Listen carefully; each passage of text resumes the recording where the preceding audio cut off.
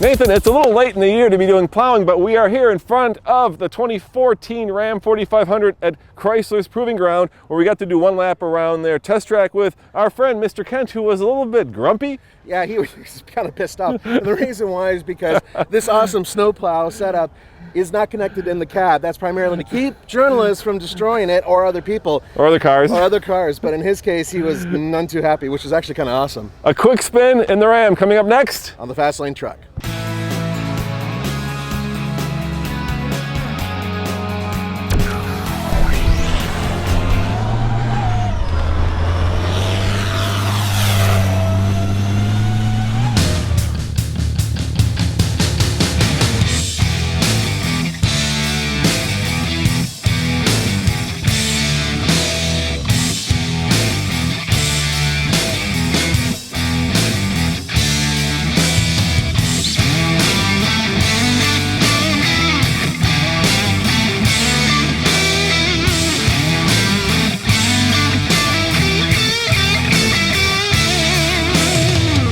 I can push 2 cars at once with this plow. I think 3. There's that one's an electric over there. Hey guys, we're in the 2014 Ram 4500 snowplow. As always, we've got Kent, we've got Nathan, we've got myself, and we've got Mike with us from Chrysler.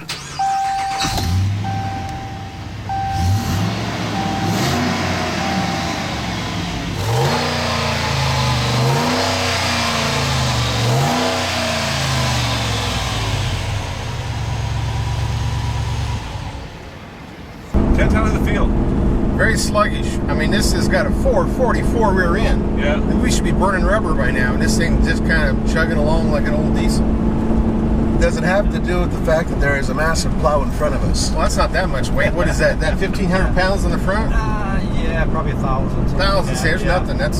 So we've got the 6.4 in here, though. So we do have 429 pound-foot of torque, which should be plenty to get this Yeah, I moving. thought it would really fly, but it's been really sluggy. I'm floored right now, and there's nothing happening. Are you in drive? Yeah. I must be in reverse because there's no acceleration there whatsoever. I mean, that thing on the back probably 1,000 pounds too. It's fiberglass and it's empty. It's probably with a salt sprayer, it's probably 1,500 pounds. Then the bed is another 1,500 pounds. So we're still way under, our max. Probably have 3,000 pounds of payload. So. Yeah, that's nothing for this truck, but it actually, of course, we're used to the power of a diesel, but the 6.4 with a 444 rear end, this thing should be flying, don't you think? It's flying, but the low end torque is good, but Yeah, your torque band's 1,000 RPM lower than what the HEMI 5.7 is, which is really good. And this week, how do we shut off the 4 cylinders? We just gotta let it idle, and it'll come. Does it tell you when it's on 4 cylinders? Yeah. Now the cruise control replacement is actually only with power takeoff. Oh, only on power you're not takeoff. gonna feel when you're driving, Okay. right? Well, and that's a really neat thing. If you got to roll off like a wrecker truck or running hydraulics, you can run on 4 cylinders. That's a good idea. I thought maybe it'd save you going down the road, but when you're driving though, you need 8 cylinders. Because of the payload and the GVW rating, you really can't go down to 4 cylinders. That's why we don't let it go down to 4. Yeah, that makes sense. But with power takeoff, you can do it. This is a Laramie package. This one's really loaded. It's a top end.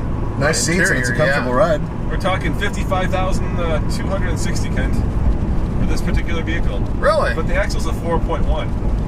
Well, he said it was a 444. No, it's a 4.1. Okay, so 410 you mean? 410. It's a 410. Okay, so that's one reason. Yeah, that makes a lot of sense. Okay, that makes sense. Yeah, that's what doesn't feel like a 444. Oh, we don't know now. We don't know. It should be it's a 444. All right, so never mind. This is probably a typo. Can we take it apart and look? You got Can we measure it? How does this do off-road? Is that what that course there is? Yeah, I would. Oh, hi. We scraped some stuff. Holy cow. Good thing I have this button here I can push. Oh, that's right. It won't work. Not that Kent's bitter at all. Folks, if you missed the part that the snowplow that's on this, which looks really awesome, is disconnected specifically so people don't get angry and run over other people, because this could be an ultimate zombie killer machine. Yeah, but it's this little angle, all these directions. You can shoot cars off to the side. You can change the angle, and you can V-plow it. You can scoop them. I've been a witness to some interesting snowplow events with cars. I think that when we make our TFL top 10 list of zombie apocalypse cars, this is going to be one of them. Yeah, then we plow and spread them out on the road after we get them plowing through them.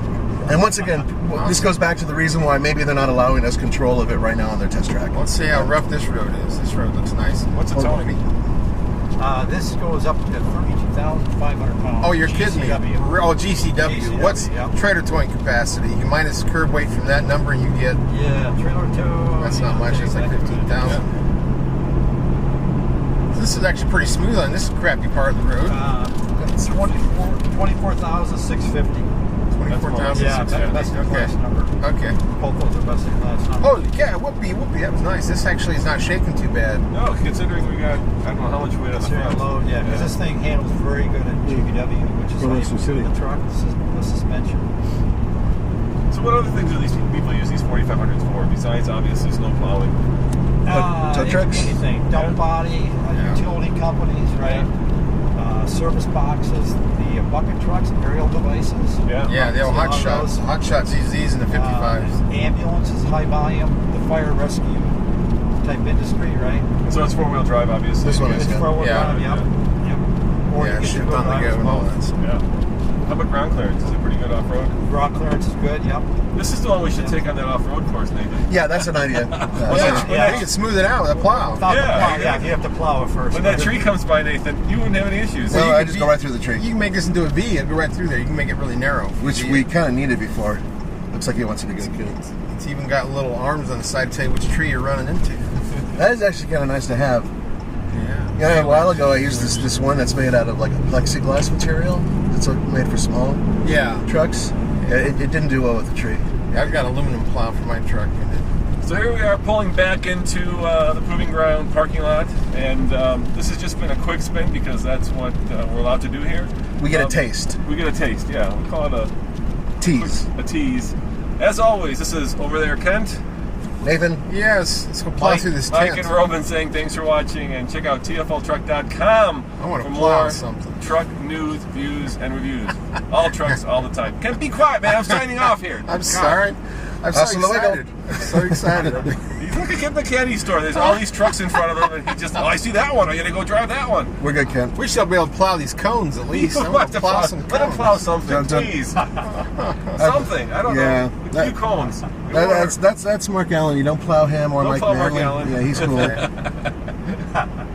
These guys look nervous. Let's plow them. Look, if you're gonna plow somebody, plow some of these other journalists.